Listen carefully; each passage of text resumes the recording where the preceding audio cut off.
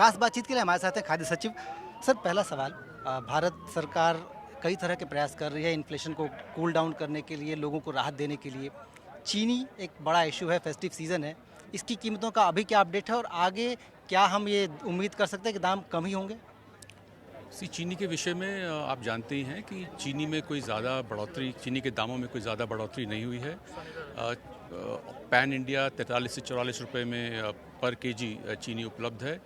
चीनी के स्टॉक्स भी हमारे पास पर्याप्त हैं और उससे अच्छी बात यह है कि अब चीनी की जो क्रशिंग, गन्ने की जो क्रशिंग शुरू हुई थी कुछ दिनों पहले, तो अब इस सीज़न की चीनी भी आना शुरू हो गई है। तो उसके चलते कोई भी बढ़ोतरी की संभावना जो पहले कभी हम सोच रहे थे वो भी अब ख़त्म हो गई है। गेहूँ और चावल, ये दो मुख्य ऐसी वजह चीज़ें हैं जिनकी की खपत भी, कंजम्पशन भी सीज़न में भी बढ़ती है और आने वाले दिनों में, क्योंकि हमारी फूड हैबिट वैसी है, इनकी कीमतें रिटेल में भी बढ़ती हुई दिख रही हैं। पिछले कुछ दिनों में स्टॉप लगा था एक, लेकिन पिछले अगर 5 दिन का रिकॉर्ड देखें तो उसमें फिर से बढ़ रही हैं। क्या हम इस पे कोई नया एक्शन भी देखेंगे सरकार से?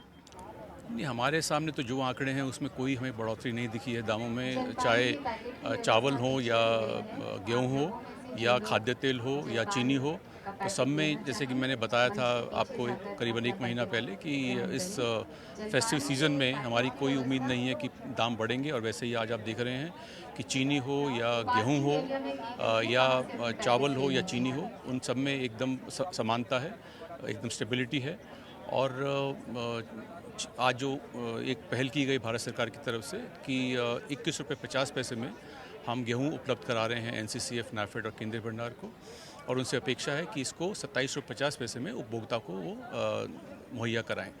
तो उसके चलते जहां जहां हमें लगेगा कि थोड़ी कीमतों की बढ़ने की संभावना है, तो भारत सरकार और राज्य सरकारों की संस्थाओं के जरिए से हम इसको उपलब्ध कराएंगे। और हमारा उद्यम यही है कि मार्च 2024 तक, जब तक नई फसल नहीं आती है, हम कीमतों को नियंत्रण में रखेंगे। सर, एक नियंत्रण था हमारे एफसीआई की जो चावल है उस पर, उसको डिस्टिलरीज को देने में, क्या उस पर कोई बात बनी है एथेनॉल प्रोडक्शन वाली?